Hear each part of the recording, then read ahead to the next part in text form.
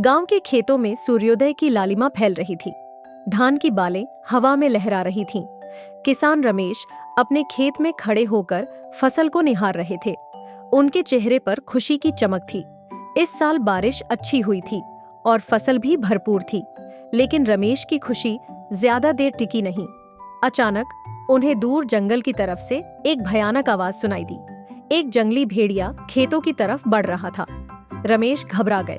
वह जानते थे कि भेड़िए अक्सर उनकी फसल को नुकसान पहुंचाते थे।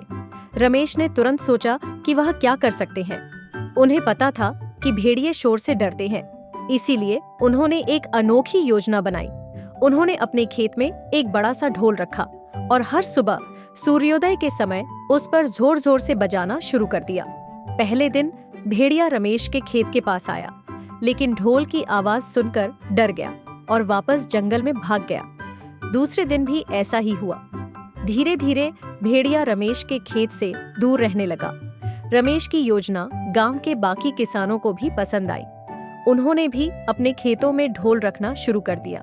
इस तरह पूरे गांव की फसल जंगली भेड़ियों से सुरक्षित रहने लगी। एक दिन रमेश जंगल में घूम रहे थे कि उन्हें वही जंगली भेड़िया घायल अवस्था में दिखाई दिया। रमेश को उस पर दया आ गई। उन्होंने भेड़िए को अपने घर ले जाकर उसका इलाज किया। धीरे धीरे भेड़िया रमेश का दोस्त बन गया।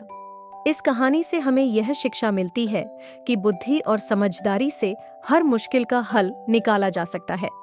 हमें अपने दुश्मनों से भी प्यार और दया से पेश आना चाहिए। शाम के समय रमेश और भेड़िया खेत के मेड़ पर बैठे थे। सूर्यास्त का नजारा मनमोहक था। रमेश ने भेड़िए का सिर सहलाया और कहा, दोस्ती में ही असली ताकत होती है। भेड़िया ने अपनी पूंछ हिलाई, मानो रमेश की बात से सहमत हो रहा हो।